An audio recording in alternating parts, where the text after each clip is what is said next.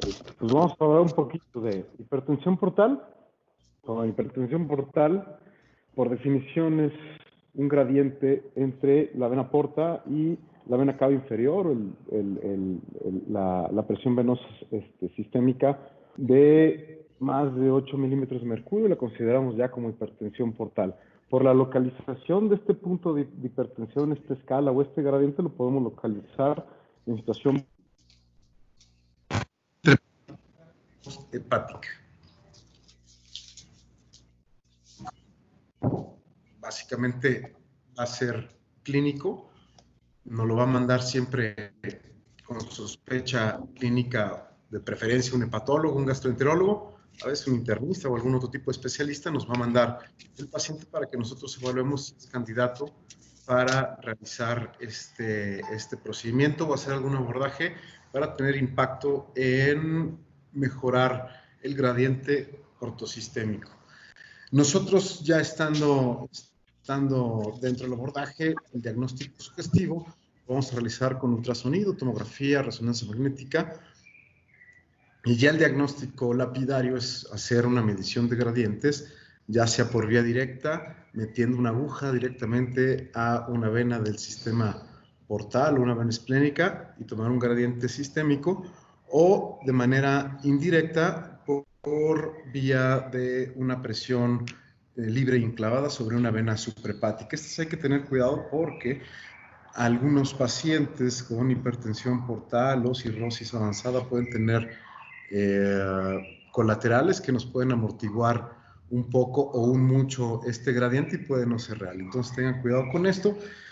Y básicamente lo que vamos a estar integrando el diagnóstico. En el ultrasonido que vamos a tener como hallazgos sugerentes de hipertensión hepática, vamos a tener pues, lo que vemos siempre en pacientes con cirrosis. Podemos tener un hígado pequeño, pseudohipertrofia del lóbulo caudado, una superficie hepática nodular y podemos tener alteración en la elastografía, que nos salga una velocidad de conducción rápida que nos sugiera que tenemos mucha fibrosis. Otro hallazgo que podemos ver sin tener los hallazgos previos en un paciente que debute con una hipertensión portal aguda es una trombosis portal. A veces podemos tenerla también crónica, una degeneración cavernomatosa. Que tengamos ascitis y tengamos esplenomegalia, signos indirectos sonográficos para hacer diagnóstico de que tenemos una hipertensión portal. En la tomografía, hallazgos muy parecidos. Vamos a tener disminución de volumen de la glándula hepática, superficie irregular. Vamos a tener presencia de alteraciones en la vena porta, como cuáles, como puede ser un trombo, podemos tener degeneración cavernomatosa.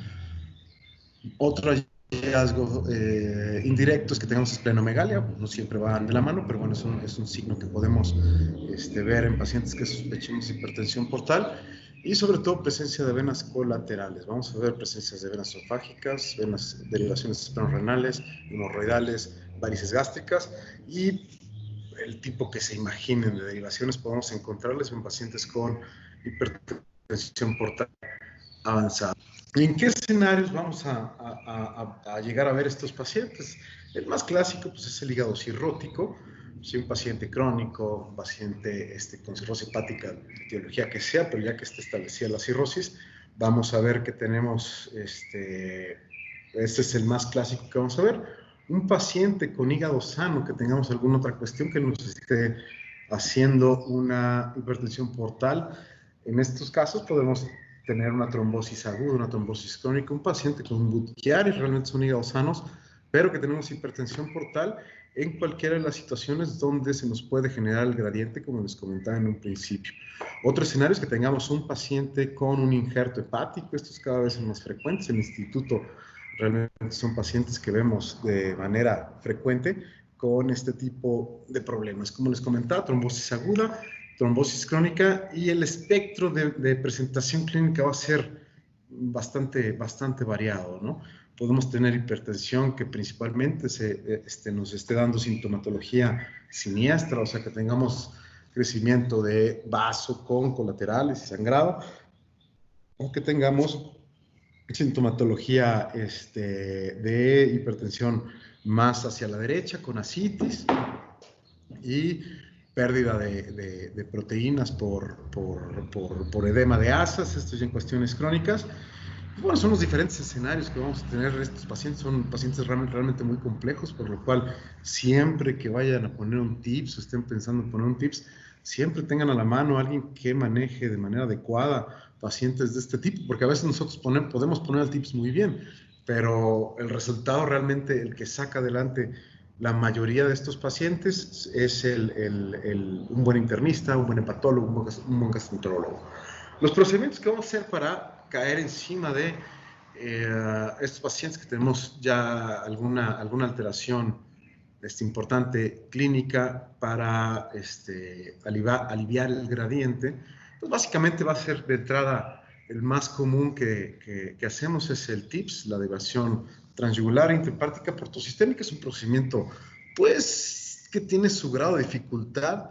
Tenemos que es un procedimiento que luego no mucha gente hace, que no se hace mucho en México. No entiendo bien la razón, pero pues es un procedimiento que deberíamos de realizar más, ya que contamos con toda la tecnología para estar haciendo este tipo de pacientes, y la cantidad de pacientes que tenemos que requerirían un TIPS, un abordaje para este tipo, pues bueno, son bastantes.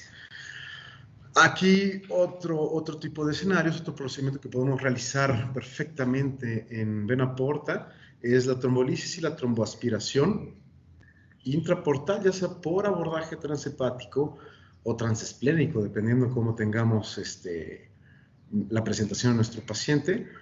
Una plastía portal transhepática también es un procedimiento que no es tan frecuente como nosotros, pero bueno, podemos llegar a verla. Nos toca luego practicarlo en pacientes, sobre todo con injertos hepáticos que por alguna u otra razón llegan a hacer algún tipo de estenosis en la anastomosis. Esto también se llega a necesitar en pacientes que tienen alguna cirugía tipo Whipple o alguna cirugía tipo cirugía pancreática o alguna cosa de estas, que tengamos alguna alteración cicatricial en la vena porta y nos conlleve a una estenosis de esta vena o alguna otra. Y podemos hacer una reconstrucción completa del sistema venoso portal, tanto esplénico como mesentérico portal, y si no es suficiente, todo esto lo subimos a un TIPS. El abordaje clásico de un TIPS, aquí lo que estamos haciendo es siempre primero estacionar perfectamente el introductor en la vena suprahepática, de preferencia derecha o media. Un consejo de mi parte es que siempre hagan la punción con el equipo Cook y la guíen con ultrasonido. Esto es súper importante. Yo siempre las guío con ultrasonido, y realmente en nuestro equipo, en nuestra casuística de nutrición, la tasa de falla es prácticamente de cero. Hemos tenido, no recuerdo, alguna complicación seria utilizando esta técnica. Entonces, aterrizamos nuestro introductor en la vena suprahepática, corroboramos que estemos ahí, hacemos nuestra guía sonográfica, y aquí estamos ya haciendo la comunicación portosistémica, la plastía del sistema, y posterior a colocar nuestra prótesis. Aquí nosotros siempre utilizamos la prótesis de Gore. Les recomiendo que no utilicen esta prótesis, es la que tiene la mayor permeabilidad primaria, es una prótesis que se maneja de manera sensacional. Aparte, tenemos la porción descubierta, que por cualquier cuestión de flujo nos da mayor flujo, y podemos dejar que no tengamos problema con la permeabilidad de las ramas izquierdas. Entonces es una prótesis muy buena, es el Viator, por si no lo conocían. Esta trae, si ven esta marca, de aquí hacia arriba es cubierto y de aquí hacia abajo es descubierto. Entonces juegan con esas medidas. Normalmente la porción descubierta siempre es estándar, son 2 centímetros, y las que varían mucho son las longitudes. Normalmente la tienen en 8 y 10 milímetros de diámetro. Últimamente no han traído 8 estos muchachos, pero bueno, les vamos a pedir. En el caso de la trombosis, aquí es bien importante que no tomar decisiones a la ligera. En los casos de trombosis hay que tomar en cuenta que hasta el 85% de los pacientes se resuelven solo con anticoagulantes, ¿sí? La mayoría de los pacientes, en el caso de trombosis crónica, se encuentran compensados y no presentan sintomatología derivada de estas.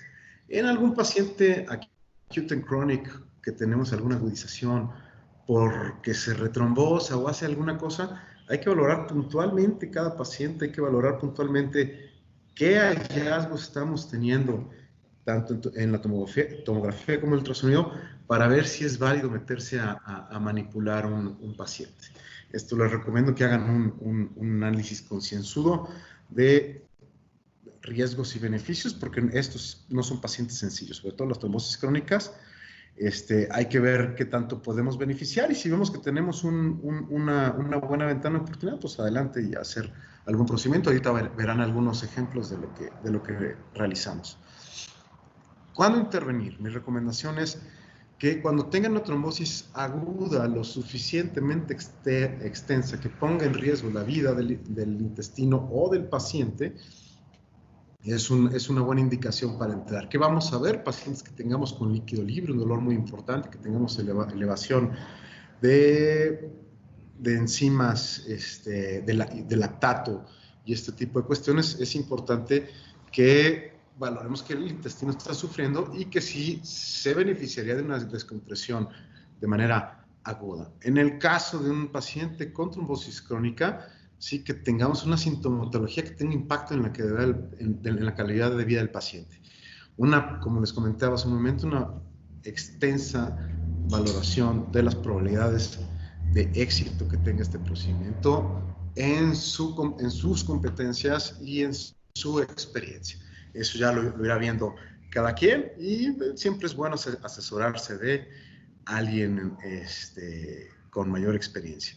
Aquí un caso muy clásico es una tomografía donde estamos viendo algo de líquido libre, ¿sí?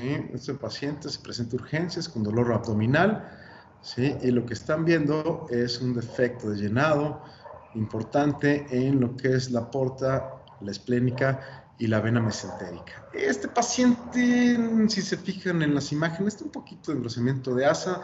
Los datos de sufrimiento de asa no eran muy importantes, pero bueno, en la decisión con los clínicos se decidió que era una buena opción no dejar sufrir esta asa y someterlo a un procedimiento invasivo. Aquí una reconstrucción donde están viendo el trombo extenso en lo que es vena porte con extensión a mesentérica y extensión a vena esplénica. Aquí lo que hicimos, de hecho, son dos casos muy parecidos. Les voy a enseñar. Un abordaje transepático. Aquí el abordaje lo pueden hacer ustedes transepático, ya sea vía izquierda, vía derecha, o incluso lo pueden hacer transesplénico. Lo que ustedes vean que tiene un mejor acceso, que tengamos una buena vena, sobre todo el sitio de acceso. Si el izquierdo es muy alto, les recomiendo no usarlo, o si el vaso es pequeño, muy pequeño, también les recomiendo no utilizarlo. Aquí, como experiencia, yo he hecho varias veces abordajes esplénicos. En un par de ocasiones los he dejado con trombolisis 24 horas transesplénica. Un paciente una vez me hizo un desgarro esplénico, el paciente en terapia intensiva, y acabó con esplenectomía y en urgencias. Entonces tengan cuidado con estos abordajes. El hígado es mucho más seguro, aguanta bastante bien la punción. Y aquí lo que están viendo es un defecto llenado total, prácticamente no se ve nada del hígado. Este paciente lo dejamos 24 horas con trombolisis. Yo utilizo como trombolítico RTPA a dosis de 1 miligramo por hora, entre 1 miligramo y 1.5 miligramos. Si el paciente es joven, una trombosis aguda, realmente no hay trombo que se resista a esta dosis. Es importante evaluar al paciente para ver que no tengamos alguna cuestión. Si su paciente, como consejo, si su paciente, otro caso muy parecido, si su paciente es un paciente que lo están viendo en una situación crítica, que requiere una descompresión importante, el mejor sistema para hacer la descompresión en porta que es mucho más seguro que en periférico. Yo y mi equipo solemos utilizar esta cosa de Boston Scientific, el AngioJet es bastante bueno, la sonda que utilizan para venas periféricas tiene bastante buena potencia y normalmente resuelven bastante bien. Este paciente que están viendo ahorita en pantalla, igual lo traté con el catéter ECOS, 24 horas. Aquí está el resultado. Es una permeabilidad prácticamente total. Y ya con el trombo residual, aquí el chiste es sacar al paciente de la urgencia. Al sacar al paciente de la urgencia, ya lo residual suele responder con anticoagulación total, ya sea con enoxaparina o heparina. Suelen funcionar bastante bien. Y no tenemos riesgo de manejar mucho trombolítico. Entonces, el ECOS es buen catéter, es buen dispositivo, se lo recomiendo para este tipo de casos. Y el AngioJet. Aquí, por ejemplo, un paciente, fíjense nada más, prácticamente no se ve nada, tiene una trombosis sumamente extensa de mesentérica y porta. A este paciente sí le metimos el AngioJet.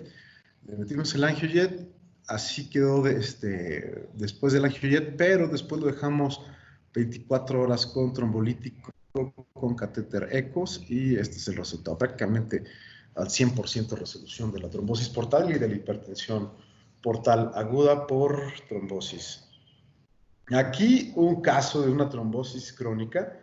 Este paciente, si se fijan, no es hepatópata, el hígado se ve bastante decente, pero si se fijan, la porta se encuentra sumamente fragmentada, no hay nada de porta, es todo un cavernoma. Pero acuérdense que donde hubo fuego, cenizas quedan. Entonces, lo que empezamos a ver en el instituto, mi equipo y yo, es que, bueno, pues normalmente queda un remanente portal. No toda la porta se va, siempre la porta periférica, la más periférica suele quedar permeable.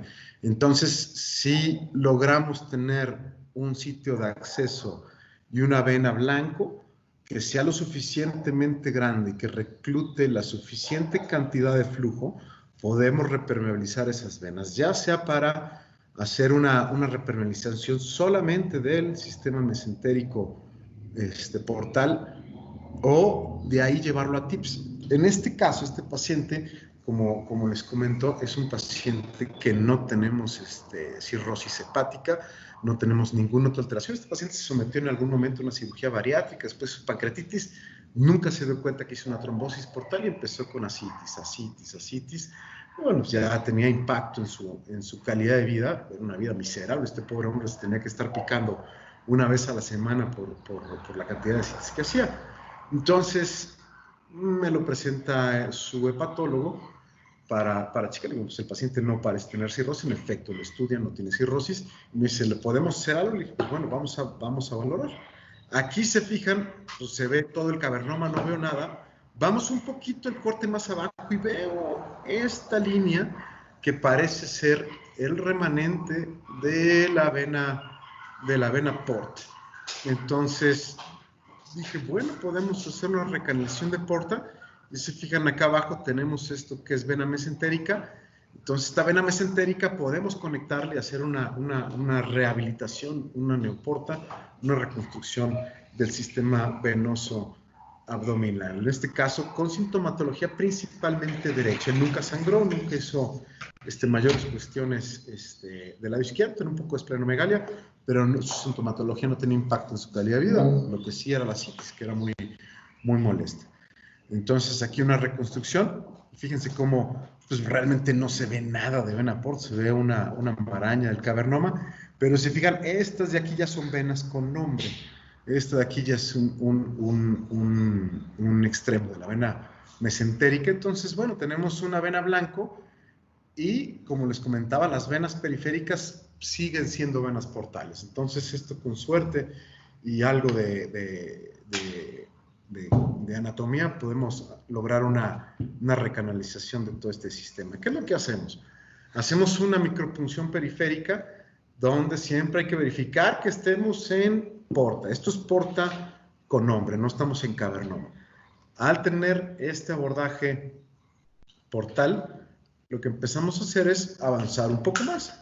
Esta porta, pues bueno, obviamente ya estaba perdida, ya no había nada. Se estaba irrigando por el cavernoma, pero la porta ahí está, y se fijan, de aquí hacia abajo no se logra opacificar nada con el medio de contraste. Y todo lo estamos haciendo con micropunciones. Este es el sistema, siempre utilizo para abordaje, siempre. Yo utilizo el NPAS de Cook. Normalmente siempre pido un sistema multipropósitos, que ahí viene el NPAS, con una copia, y este sistema triaxial, que es maravilloso. Realmente siempre son mis abordajes, ya sea para biliar o para accesos transhepáticos portales, siempre utilizo este sistema. Entonces aquí empezamos a avanzar un poco. Lo hicimos con un microcatéter y una microguía, y lo que queríamos ver es que estuviéramos, la guía como sea se fue, ¿no? Pero no sabemos si estamos en una vena real, o hice una falsa vía, o perforé. Hay que estar siempre con mucho cuidado. Puedes llegar a perforar, no es tan peligroso porque son venas que normalmente tienen flujo. Obviamente no le van a meter un catéter guía, ¿no? Siempre utilicen 0,14, los catéteres de avance. Suelo utilizar este catéter de Bart, que es de soporte para cuando hacemos periférico, no recuerdo el nombre, pero bueno, ese catéter y una microguía, una 0,14. Normalmente a mí me gusta la Choice PT de Boston, que tiene buena punta hidrofílica. Entonces ya llevamos nuestra punta hasta donde creemos que tenemos la vena blanco, estamos pintando y opacificamos el cavernoma. Entonces quiere decir que sí estamos sobre nuestra vía, que estamos intravasculares, que no nos hemos salido, que estamos donde queremos estar. Entonces nos da permiso de pasar al siguiente paso. Aquí lo que hacemos después, hacemos una dilatación gentil con, bueno, aquí les estoy dando un ejemplo con sustracción digital para que vean que estamos intravasculares, cómo se ve el cavernoma, cómo no pintamos prácticamente nada del sistema portal ni mesentérico. Pero tenemos opacificación vascular. Aquí, ya al ver que estamos vía intravascular,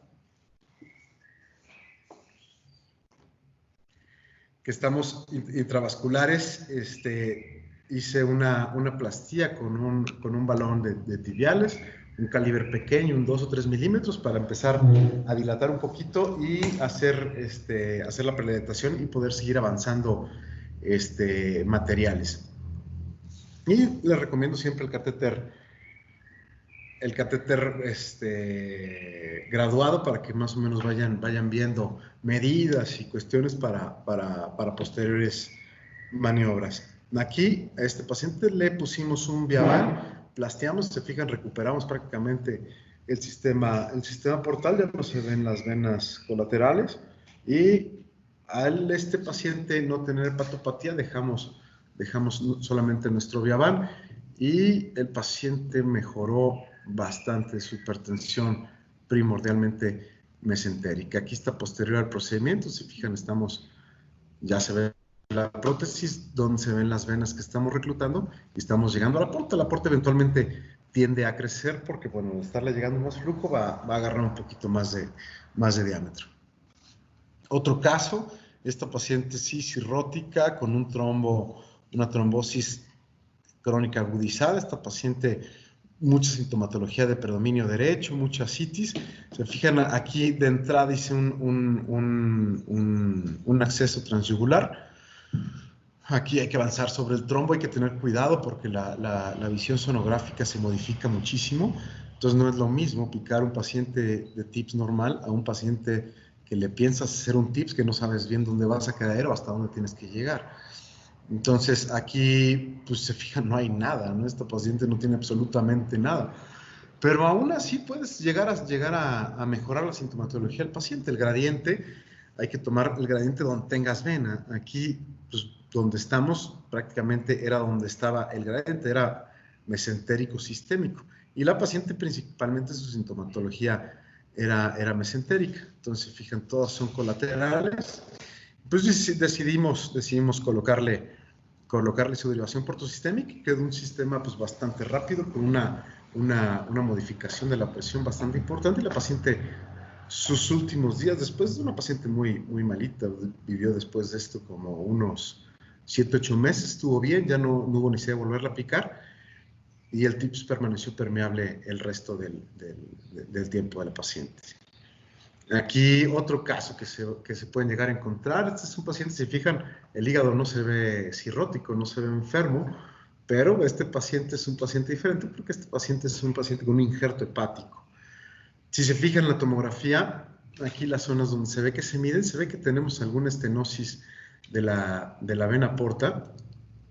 Aquí tenemos una disminución de calibre que no pareciera ser tanto, pero no le hagan siempre este tipo de disminuciones de calibre en pacientes que por algo el injerto está presentando cierta falla, lo biopsian y está bien, todo lo demás está bien, pero de repente empieza a elevar algo de encima, se empieza a hacer algunas cosas, y les digo, no, pareciera no importante la estenosis de la vena porta, e incluso se meten en hacen gradiente mesentérico portal, no va a ser gran cosa, será 1 o 2 milímetros de mercurio, pero pues esto llega a ser suficiente para que el paciente tenga esto. Este paciente es un chavo joven.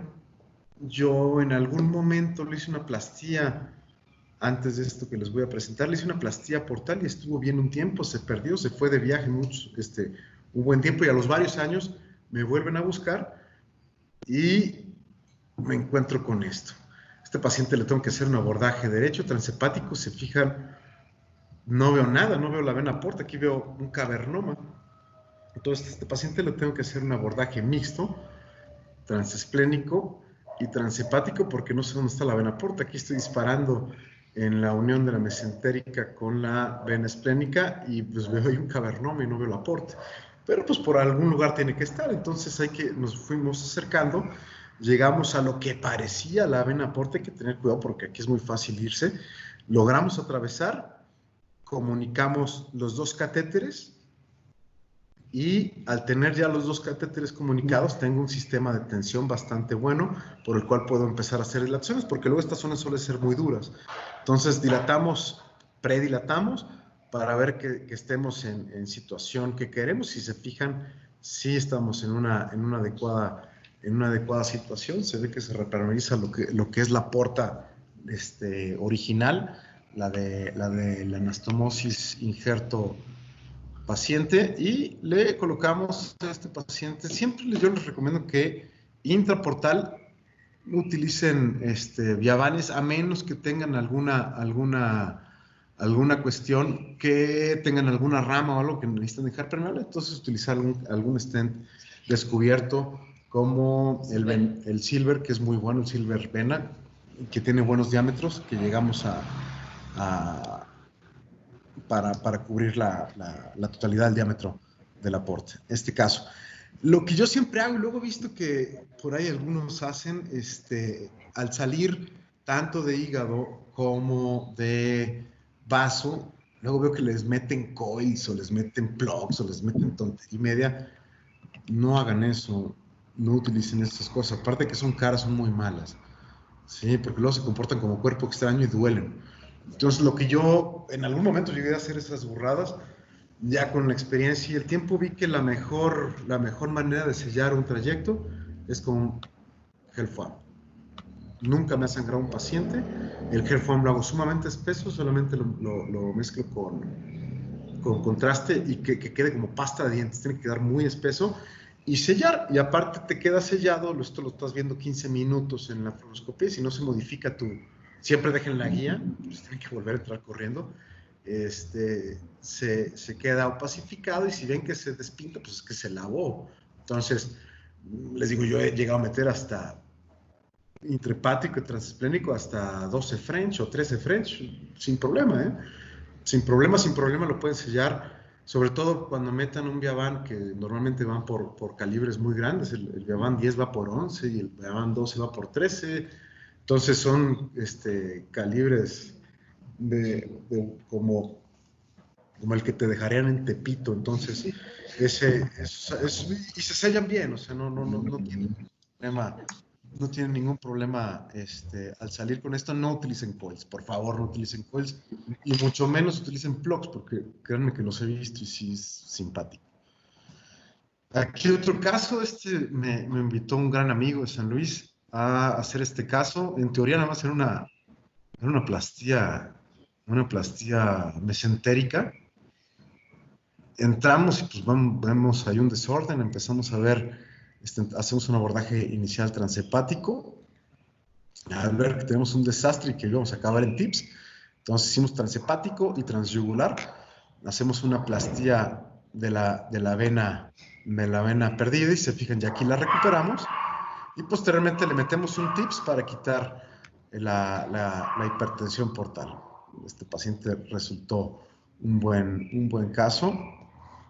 Y me parece que este es el último caso. Este es un caso que me presentaron solamente como una plastía mesentérica, y en la tomografía realmente se veía un caso muy sencillo, ¿no? Un paciente quizá no lo mejor estudiado por mi querido gastroenterólogo a cargo, también uno que se confía, ¿no? Teníamos este caso que la tomografía se veía algo realmente sencillo. Dijimos, bueno, hacemos un abordaje transhepático, transesplénico, hacemos la plastia y vámonos. Entonces, aquí les presento, hacemos el abordaje transesplénico, vamos a hacer el primer disparo y oh my God, no tenemos absolutamente nada de vena, no hay nada de este paciente con sintomatología, tanto de sangrado como de ascitis. Se fijan, ya está lleno ahí de plástico que le pusieron los endoscopistas, de tanto sangrado, principalmente izquierda, pero también estaba haciendo ascitis, entonces teníamos de las dos. Entonces, un abordaje transesplénico, no tenemos ni idea de la anatomía que estamos viendo. Aquí tratamos de avanzar un poquito, hay que tratar de llegar a la zona puntual para ver si empezamos a avanzar un poco más. Entonces aquí decidimos ya hacer el abordaje también transhepático, y se fijan, también está perdida la vena porta, está parcialmente perdida. Entonces aquí lo que hicimos fue empezar a navegar con nuestra guía hidrofílica para ver, tratar de no hacer una falsa vía, tratar de no perforar, porque aquí estamos en una situación crítica, ¿no? Tenemos problema tanto en esplénica como en mesentérica como en porta.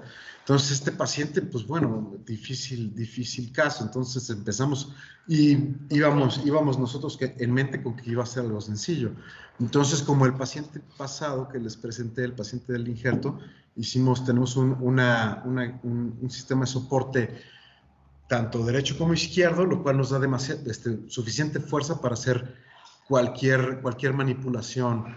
Aquí se puede pasar. Entonces, primero que nada, pasar guía. Aquí pasamos por el otro sistema, sacamos la guía y ya sobre eso corremos lo que queramos, dependiendo del calibre que tengamos en cada cosa. Yo les recomiendo que cuando hagan este abordaje bilateral, siempre mantengan el menor calibre en el lado del vaso, porque, como les comenté, el vaso es mucho más delicado. A la hora que está haciendo estas manipulaciones se puede desgarrar mucho más fácil que el hígado. Aquí, pues bueno, ya al tener el abordaje bilateral, vemos de un lado y vemos del otro que estamos intravasculares, que estamos donde queremos estar. Se fijan, ahora pasamos un catéter y vemos que estemos exactamente donde queremos estar. Ya tenemos el catéter de lado a lado, y posteriormente hicimos nuestra primer plastía. Entonces ya comunicamos, ya abrimos el sistema esplénico aquí a la vena porta. Ya se empieza a ver algo de anatomía ya un poquito más normal. Entonces ya al tener esto empezamos a incrementar los calibres, ya se ve más decente. Se fijan, aquí ya nos metimos a la mesentérica, la cual también era un desastre. No hay prácticamente nada de mesentérica, todas son colaterales. Aquí tenemos este ovillo, entonces nos metimos, plasteamos la vena mesentérica y ya tuvimos, ay Dios, se me olvidó, perdón.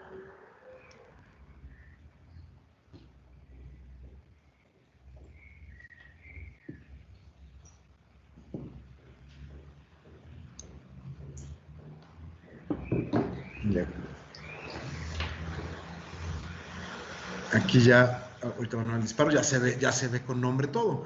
Este paciente, aquí pensamos que ya habíamos acabado, ¿no? Porque cuando empezamos a hacer el caso, tomamos gradiente en todos lados. Tomamos gradiente en el remanente portal, en el remanente esplénico y en el mesentérico. Y los gradientes, pues prácticamente estaban, o sea, no había gradiente portosistémico, pero de una porta sin flujo. Entonces, no había, era un gradiente como de, si mal no recuerdo, como de 2 milímetros de mercurio. Entonces, el paciente no teníamos idea de que fuera cirrótico, tuviera hipertensión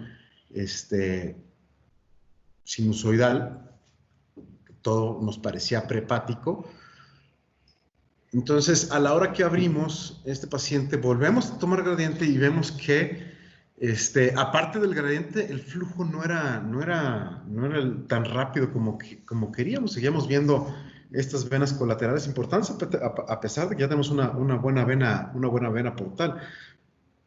Entonces, al tomar gradientes varias veces, nos dimos cuenta que todo el flujo y los gradientes mesentérico-portales, perdón, espleno-portales y mesentérico-portales desaparecieron, se igualaron y ya el gradiente, entonces ya tuvimos un gradiente portosistémico. Gracias a Dios, también estaba ahí Clau con todo el set para tips y después de esta recuperación que nos llevó como unas 2-3 horas, todavía fue, ahora aviéntale un tips. Entonces, pues bueno, ya entrados en gastos, pues bueno, ya de aquí ya nos fuimos a meterle el tips a este paciente. Fíjense, tenemos unos colaterales monstruosas. Aquí ya fue picar, pero bueno, ya siempre tengan cuidado cuando hagan abordajes en pacientes con venas muy destruidas, como en este caso. Yo y mi equipo de nutrición lo que normalmente hacemos es que metemos un target. Este target puede ser tan sencillo como la guía que tiene, pero esto a veces por ultrasonido no lo ven. Lo que hago yo y nuestro equipo de nutrición, hacemos estereotaxia con el equipo. Tomamos una P y una oblicua y vamos viendo, ya con eso corregimos la dirección de la aguja de punción. Entonces, aquí este paciente, si se fijan, lo que tengo aquí es un balón. Es un balón con el que hicimos la plastía. Lo inflamos, obvio, no a la presión de plastía, que sea lo suficientemente suave para que la aguja lo pueda ponchar, y le avientas la guía al balón, y ya después pues ya estás intravascular, porque el balón está intravascular, lo avanzas un poco, sacas la guía del balón y ya pasas tu sistema a portal. Entonces aquí ya estamos portales, se fijan, ya no se pintan los colaterales, eso que todavía no ponemos el stent. Ahí ya está nuestro Viator funcionando y miren, es rapidísimo, y estamos disparando del vaso y ya prácticamente no se pinta una colateral, se quita por completo el gradiente portosistémico. Y este es un caso, el paciente actualmente se encuentra asintomático porque, bueno, no tenía tanto problema hepático que el hepatólogo no sabía que tenía cirrosis, pero bueno, resultó que sí tenía una cirrosis, no ninguna cuestión clínicamente significativa, y entonces con en una situación vascular tan compleja, logramos un resultado sumamente bueno porque quitamos la presión. Aquí fue todo por este cuate había hecho una pancreatitis, fue lo que lo llevó a esta situación tan compleja de la vascularidad abdominal venosa, que teníamos unos sangrados terribles y nunca volvió a sangrar hasta la fecha. Este caso lo metí exactamente hace un año, o hace 2, no me acuerdo, pero bueno, nunca me han vuelto a hablar, señal que está bien. Estos casos tan complejos, cuando vayan a meter un tips, siempre tengan material un poquito de más, que hay que tomar en cuenta. Hay que tener introductores largos. Sí, normalmente lo de base, lo que siempre tienen que tener ahí es el sistema de Cook. Este es para algo muy estándar, ¿no? Pero ya los casos que vieron ahorita, pues a veces sale un poquito de lo habitual, son casos un poquito más complejos. Cuando se vayan a enfrentar algo así, hay que tener introductores largos, entre 7 y 12 French, porque si van a hacer tromboaspiración o hacer alguna cuestión o meter un catéter, un stent grueso, pues tienen que ir dilatando, ¿no? Catéteres guía, yo normalmente me gusta también hacer tromboaspiración de los coágulos. Es muy efectivo tener un buen catéter guía, simplemente aspiración y sacas muy buenos trombos y puedes dejar limpio al paciente, o cuando hagan el control, que dejen la trombolisis al día siguiente, siempre tengan un catéter guía por si les queda algún trombo residual, hacer alguna aspiración. El trombolítico, yo el que estoy acostumbrado a usar es el RTPA. Realmente nunca nos ha fallado, nunca hemos tenido mayor problema. En algún momento tuvimos un caso de un sangrado, en encías y cositas de estas, paras el trombolítico y normalmente resuelven. Y que no tengamos alguna contraindicación puntual para usar el trombolítico. Siempre estén cubiertos, ténganlos ahí a la mano. ¿Por qué? Porque si están haciendo un procedimiento de estas características y rompen una vena, hay que meter rápido un stent cubierto. Tanto autoexpandibles como balón expandibles, hay que tener material ahí, aunque no lo usen, pues bueno, sirve que saluden a nuestros amigos proveedores. El set de micropunción, como les comentaba, yo siempre utilizo para hacer estos abordajes. Cook tiene uno muy bueno, pero a veces la camisa se puede quedar un poquito corta, entonces yo siempre recomiendo que usen el Cook, pero el que viene en el set multipropósitos, o el N-Pass, que luego Claudia ya no lo trae a México, pero es muy bueno, pero pidan su catéter multipropósitos. Guías hidrofílicas, yo siempre que meto un tips, tengo mi Terumo y tengo mi Roadrunner. Son las básicas. Esas son las con las que no puedo. Ya si le quieren luego meter una Londerquist o algún otro tipo de guía más rígida para hacer alguna otra maniobra, está bien, pero para asegurar su trayecto, siempre tengan una guía Terumo angulada 0.35, de 150 o de 260 y una Roadrunner. Siempre, siempre, siempre.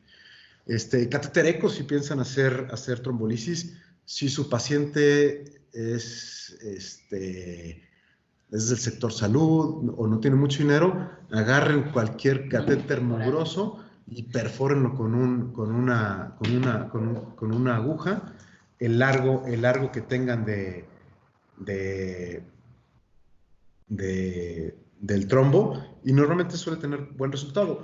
Normalmente Cook tiene un catéter también multiperforado que es recto, multiperforado, y es bastante bueno. A veces tienes el mismo resultado que el ECOS, pero el ECOS, pues bueno, suena más fancy, pero sí está carísimo.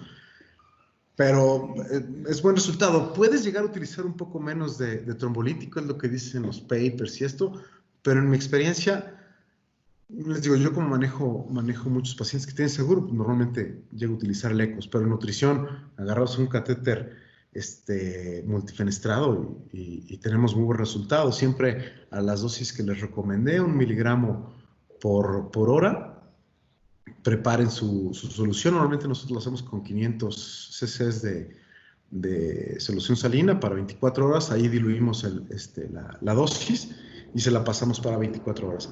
El angiojet es extraordinario en pacientes que tengamos alguna cuestión aguda, que requeríamos sacar al paciente de una cuestión que esté crítica. El angiojet es sensacional. Y siempre tengan a la mano también un cirujano. Ya me ha pasado un par de ocasiones que he perforado la vena en la que estoy trabajando. Bueno, nada más una vez. En esta ocasión que tuve que hacer una perforación portes, una perforación gravísima. Aquí tuve la suerte de que tenía a la mano un balón Fogarty. Pasé el Fogarty por el agujero, lo inflé y lo jalé y sellé el hoyo de afuera hacia adentro. Y así nos lo llevamos a quirófano. El cirujano abrió, revisó, puso una jareta alrededor del Fogarty y santo remedio, no pasó nada, gracias a Dios.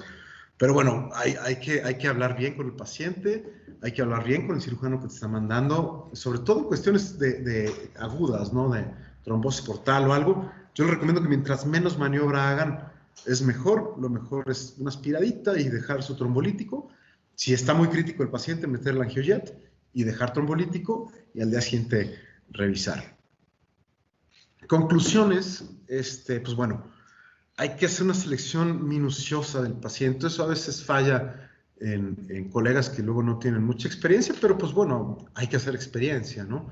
Entonces sí, con sensatez y cabeza fría, seleccionar al paciente, ver que la técnica va a ser buena, que tienes buenas posibilidades y no se metan muchas broncas y vayan haciendo su curva para que aquí lo que hay que beneficiar es al paciente que le vamos a poner la mano encima.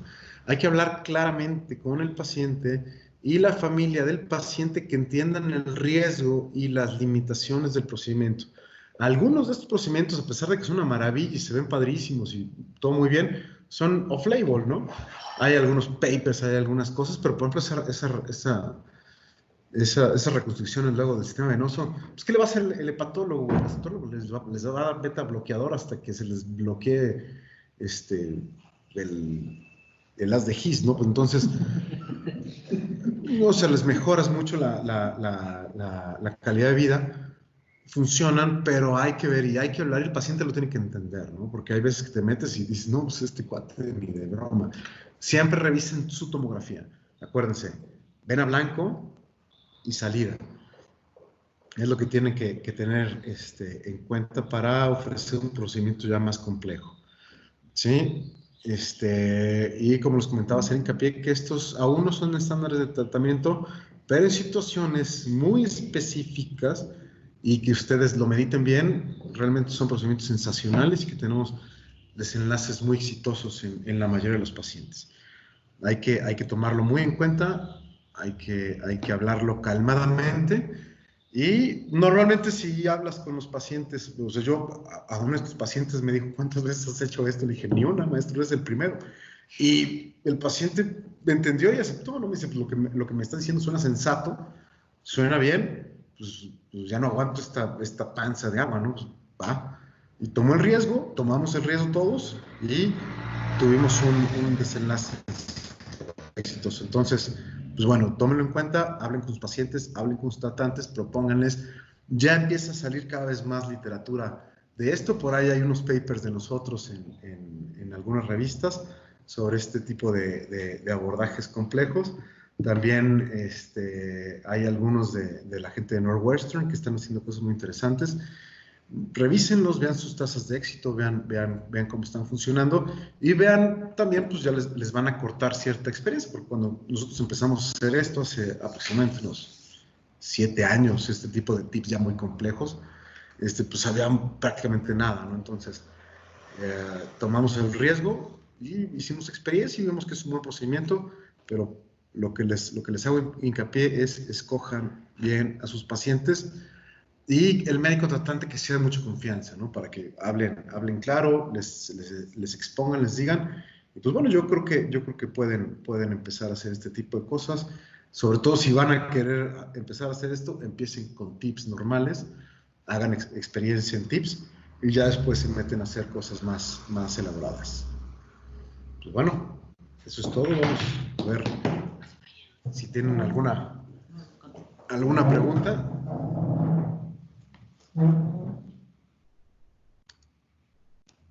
Oye, ¿qué te pasa?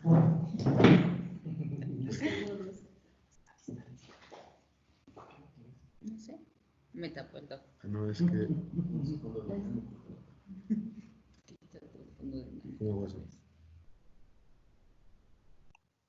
¿Pueden ustedes leer las preguntas o quieren que les vayamos diciendo? Si quieren, las voy viendo de Laurita Sánchez. Hola, Laurita. En trombosis crónica portal, ¿cómo valoras si la vena es lo suficientemente grande o recluta flujo para pensar en una neoporta? Aquí, Laurita, estos pacientes hay que checar sobre todo la salida. Si tienes una vena que la veas bien en tomografía, si la ves bien en tomografía la vas a ver perfectamente por fluoroscopía. Entonces va a ser una vena suficiente para hacer para reclutar flujo. Si la ves medio fragmentada o muy fragmentada la salida, sobre todo con la vena target, porque vas a tener el cavernoma fragmentado, pero es lo que vas a brincar. Si tu vena target la ves de unos 3-4 milímetros, es suficiente para que sea tu vena target para ir a recuperarla. Luisito Villada, saludos. ¿Qué tan importante y qué medidas considerar para evitar una encefalopatía hepática antes, durante y posterior al TIPS? Esto de la encefalopatía pues es variable, ¿no? Aquí lo que les digo de la confianza, pues yo puedo ver que el paciente está encefalópata, pero yo no soy el especialista en encefalopatía. ¿Qué tanto te va a caer en encefalopatía? Pacientes Child B altos y que ya hayan hecho encefalopatía, tengan cuidado, que los valore bien, y el que les tiene que dar luz verde es el hepatólogo. Ustedes no se metan en broncas, porque si el hepatólogo te da luz verde, es que tu paciente está bien, tú dile, oye, ¿estás en el border? ¿Crees que me aguante? Ya dice sí, pues bueno, ya entra en su campo, no se metan en broncas. Si ustedes lo ven y que el hepatólogo como que no se quiere involucrar mucho, pues bueno, jálenlo y involúcrenlo más y que tenga su responsabilidad, ¿no? Esto ya no es bronca de ustedes. Me ha pasado que a veces cuestiones difíciles, puntuales, alguna cuestión cardíaca que no sea muy, muy sencilla, nos ha tocado que estamos limítrofes, el cardiólogo dice, va, le pone su tips y el paciente se te empieza a ahogar en la sala, ¿no? Porque el corazón no puede sacar el flujo, pero hay veces que no lo es difícil ser muy, muy dogmático en ese momento, ¿no? Entonces, hay que tener cuidado con eso. Y ya que ellos tomen la decisión puntual de la evaluación de esto. Eric, ¿cómo estás, Eric? Experiencia en niños. En niños es básicamente lo mismo, ¿no? Muchos pacientes, vas a tener pacientes niños que tengan alguna degeneración cavernomatosa, de repente te hacen un debut con una hematemesis o alguna tontería de estas y tienen una degeneración cavernomatosa, ya sea por alguna manipulación, alguna deshidratación, alguna tontería que hayan hecho en algún momento de su corta vida y hayan desembocado en una trombosis crónica. Aquí lo que tienen que tener mucho cuidado, bueno, es básicamente lo mismo. Si lo pueden hacer en un adulto, lo pueden hacer en un niño. Esto yo lo vi en pediatría, lo llegué a hacer allá un par de veces y de hecho hace un par de días me mandaron un par de alumnos míos un caso sensacional que hicieron en Mexicali, una revascularización portal en un niño de, creo que es 2 años, lo hizo el doctor Rizao y Picasso lo hicieron allá en Mexicali. Me enseñaron, de hecho, ni me lo enseñaron estos desgraciados, me lo enseñaron otras personas y les quedó sensacional. Por supuesto, el niño va a tener mucho mejor evolución que el adulto, porque no lo vas a tener que sacar a tips. Si lo logras plastear, la vena va a permanecer patente y vas a tener un resultado sensacional. Entonces, háganlo en niños, tengan mucho cuidado porque obvio son mucho más delicados. Los abordajes transhepáticos y transesplénicos en los niños son un poco más peligrosos, pero se pueden hacer igual. Nada más tengan en cuenta que son niños que están chiquitos y tengan el material adecuado para hacer este tipo de procedimientos. Me ha tocado un par que no los he podido recuperar a pesar de que lo planeé, lo vi, creí que era posible y no lo logré. Ya estaba muy fibroso, no sé por qué, que normalmente en adultos sí he podido y en ese par de chaparritos no pude, pero bueno, normalmente son cuestiones que puedes intentar, claro, con mucho cuidado y tengan a su cirujano ahí a un lado, por cualquier cosa. Vamos a ver, Oscar. Hola, Oscar. Antes del procedimiento, ¿recomienda una biopsia? No, definitivamente no recomiendo biopsia. La biopsia solamente hay que biopsiar hígados. Pues, a veces para ver la evolución de la fibrosis o algo. Si en ese momento crees que tu paciente, el hepatólogo quiere aprovechar para tomar una biopsia en casos de alguna cuestión específica, pero si le vas a poner el tips, el hígado ya está frito, ¿no? Ya no le va a servir de nada.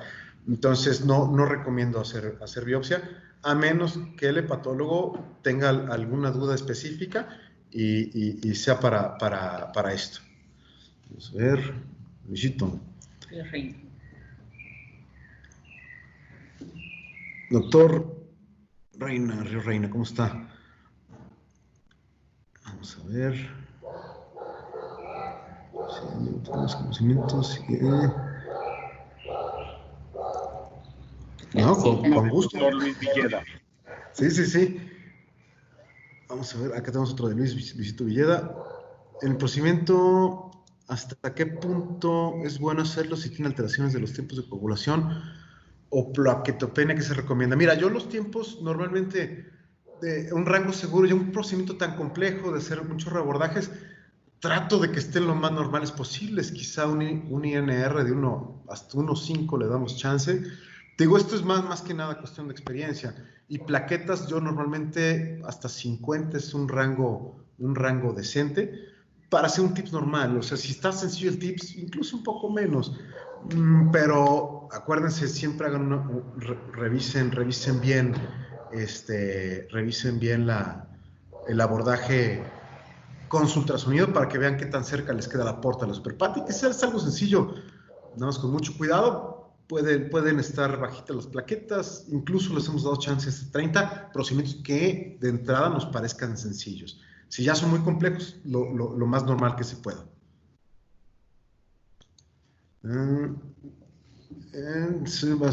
Reciente de cirugía vascular del IMSS.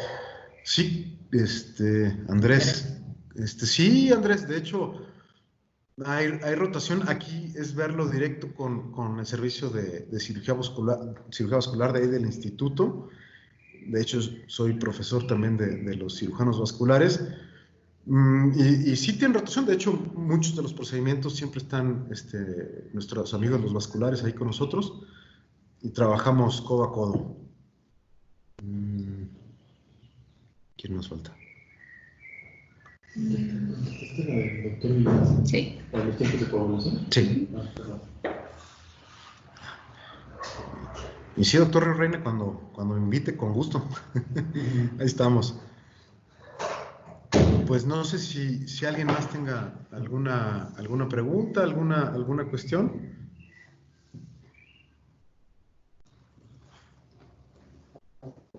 Pues bueno. Bueno, yo nada más les quería comentar algo, perdón. Yo soy Claudia García de la empresa Endomédica. Por el momento, material como el NPAS no lo encontramos suelto. No es que no lo quiera traer, doctor. Pero lo manejamos con el set multipropósito, viene incluido. La LAPS, como lo habían mencionado, por el momento está en trámite de registro. Muy pronto ya lo tendremos aquí.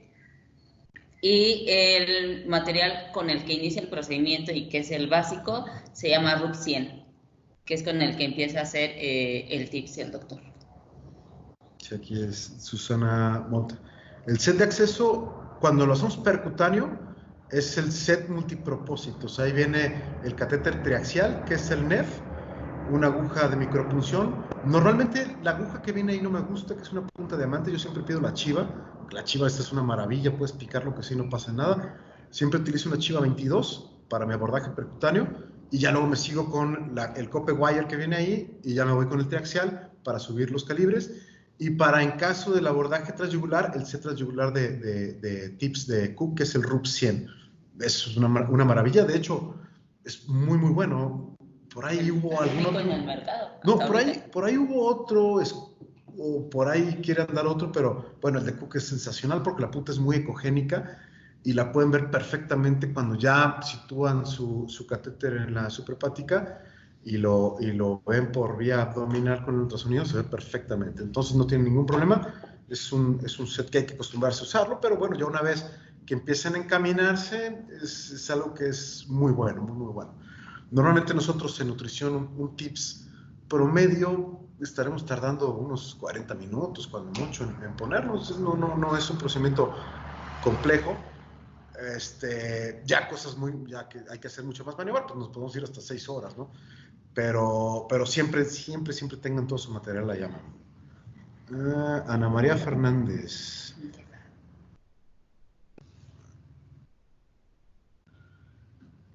pues esperemos que haya más, ¿no? Sí, no, pues llevamos haciendo del instituto 15 años TIPS y ya con mi equipo haciendo ya cuestiones ya tan complejas llevamos como 7, 8 años. Tiempo aproximado del estudio, les digo, ya bueno, un equipo con la experiencia de nosotros, un TIPS normal lo hacemos en 40 minutos, 1 hora, cuando mucho. Ya un procedimiento de una revascularización venosa abdominal nos aventamos unas 4 horas más o menos, porque pues es un abordaje por aquí, por allá, hay que meterle, y luego si de ahí lo brincamos a TIPS, el TIPS es mucho más difícil porque no estás viendo la porta, entonces estás viendo, hay un hilo, estás viendo un balón, no usas ultrasonido, usas estereotaxia, entonces, sí son complejos. ¿Qué tan frecuentes son las reconexiones? ¿A qué te refieres, Susana? ¿Reconexiones de qué?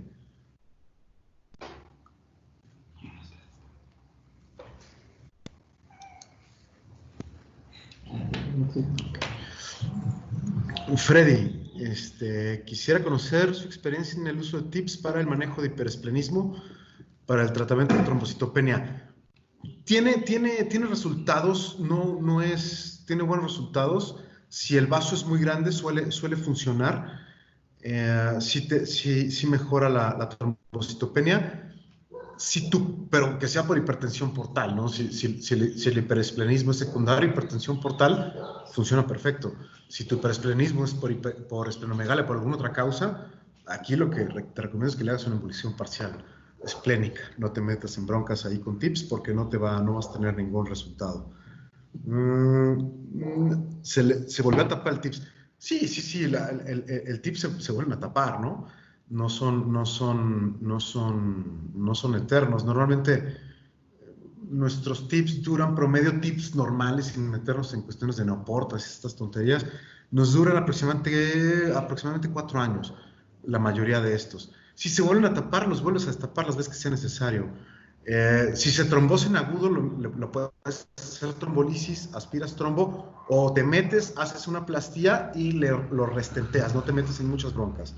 Es lo que nosotros hacemos cuando se nos vuelvan a tapar, cuando se nos tapan los TIPS. Normalmente no es el procedimiento que te va a llegar después del TIPS. Si te queda bien y te queda rápido, no se te va a trombosar.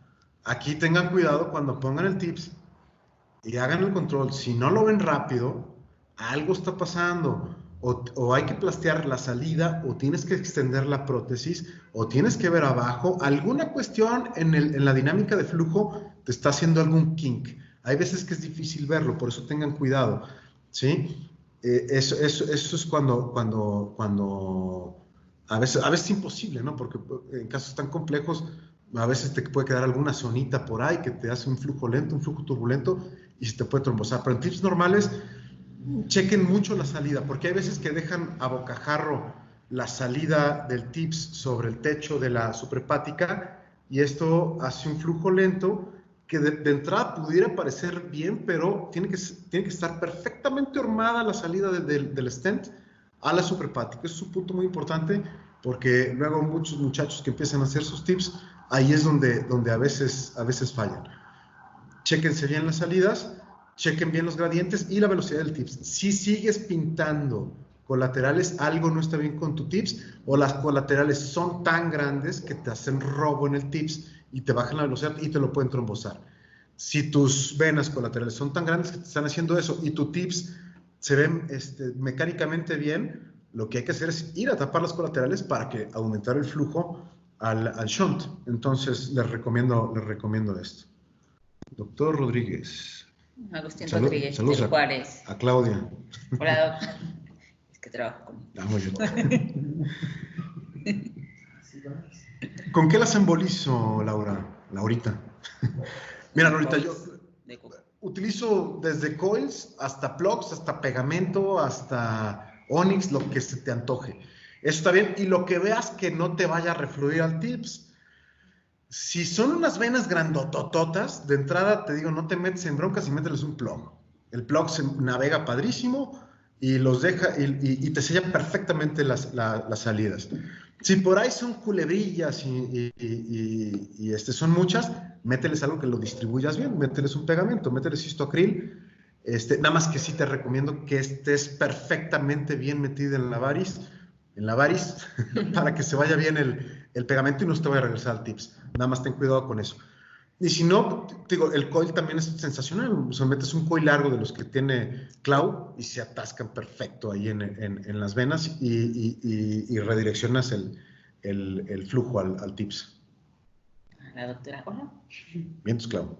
Doctor, quedó por ahí nada más pendiente. Ana María preguntaba si el aumento de los tips en este tiempo de pandemia cree que hay alguna relación con el COVID o no. Pues no, ¿eh? No, aquí en el tiempo de pandemia he tenido, pues creo que un par, no sé, yo no he tenido muchos, pero no me imagino que tengamos alguna correlación, que yo sepa, a lo mejor el chupe. Sí, no, pero no me ha tocado a mí en lo personal ver más. Ok, muchas gracias.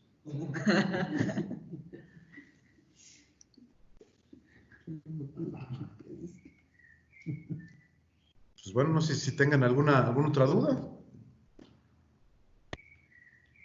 Si no, solo agradecerte siempre el apoyo y la disponibilidad de estar con nosotros y enseñarnos. Hombre, pues encantado y ya saben dónde estamos, los que quieran contactarnos ahí en el instituto o quieran ir a ver algún caso o residentes que quieran hacer alguna rotación, pues bueno, todos bienvenidos. El chiste es que todos aprendamos y vean el manejo de estos casos que son padrísimos. Que me hablen, voy a ser tu nueva asistente. A veces son tan complejos, pero bueno, los resultados son extraordinarios cuando el paciente está bien valorado. Bueno, pues muchísimas gracias por la invitación a Cook, Endomédica. Claudia. Clau. Gracias, doctor. Soy Fernando Amigo. Le agradezco muchísimo su excelente presentación. Tuvimos invitados de varios países y de verdad se lo agradecemos muchísimo. Hasta luego. Hombre, encantado compartir la experiencia que hemos hecho durante todos estos años. Hemos trabajado muchísimo en esta rama en específico. Hemos tenido buenos resultados. Tenemos un gran equipo ahí en el instituto con mis residentes y mis colegas intervencionistas. Y pues bueno, encantados de que trabajemos todos juntos. ¿Y tu Clau? Y mi Clau. Sí. Bueno, les mando un abrazo a todos y muchísimas gracias por la invitación. Doctor, muchas gracias, doctor. Un saludo y un abrazo desde Monterrey. Gracias. Muchas gracias. Para los que entraron un poco tarde, bueno, creo que Mauro iba a decir, pero de una vez lo digo. El video de la plática va a estar en nuestro canal de YouTube, por si quieren buscarlo, en un par de días estar ahí.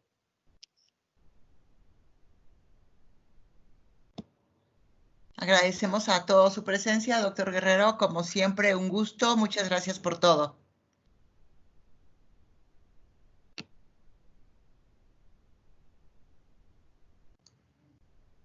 Gracias, hasta luego.